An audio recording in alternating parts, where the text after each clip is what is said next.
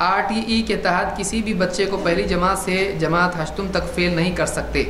تو اگر ٹیچر پاس کر لے تو کیا یہ اللہ کے نزدیک خیانت ہے؟ دیکھیے، کہیں ایسا قانون ہو سکتا ہے کہ بچوں کو فیل نہیں کر سکتے، تو ظاہر بات ہے کہ میں نے جس پس منظر میں بات کہی ہے کہ ایک بچہ آگے بڑھنے لائق نہیں ہے، اس کو پچھلی کلاس میں روکنا ہے جیسا کہ پہلے تھا، اب نیا قانون آیا ہے۔ ہمارے وقت میں تو فیل ہے تو لوگ بولتے تھے یہ حج کر رہا ہے،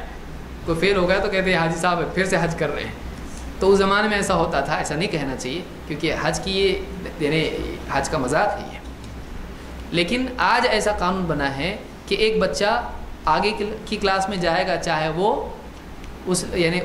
کیپیسٹی والا نہیں ہو۔ کیوں؟ اس لیے کہ فیل کرنے سے آج یہ ذہن بنا ہے کہ وہ ڈسکریج ہو جائے گا۔ تو ٹھیک ہے، اگر آپ اس کو پاس کرتے ہیں تب بھی تو آپ کے پاس اس کا ڈیٹیلز ہوتا ہے نا،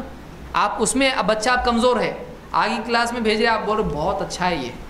آپ اس کو بہترین لکھ کے بھیج رہے آپ اس پہ، جبکہ آپ کو معلوم ہے کہ یہ جو ہے اس پر دھیان دینے کی ضرورت ہے، لیکن آپ اپنی طرف سے مارکس زیادہ لکھ رہے ہیں، تو یہ غلط ہوگا، یہ خیانت ہوگی۔ اب آپ کو تو بھیجنا ہی بھیجنا ہے اس کو آگے، آپ اکیلا اس کو پیچھے رکھ کے نہیں پڑھا سکتے، تو وہ خیانت نہیں ہے، لیکن یہ خیانت ہے کہ آپ اس کی واقعی ایویلویشن جو ہے آپ اس کو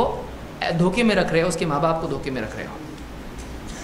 ہاں، وقتی طور پر ماں باپ کو آپ کہیں کہ ٹھیک ہے ہم اس کو آگے بڑھائیں گے، اب تک کہ آپ اس کا کوئی عیب چھپا دیں جو تعلیم کے سلسلے میں نہیں، شرارت وغیرہ کے سلسلے میں ہے، تو کوئی حرج اس میں نہیں ہے، کیونکہ کسی کا عیب چھپانا یہ اچھی چیز ہے۔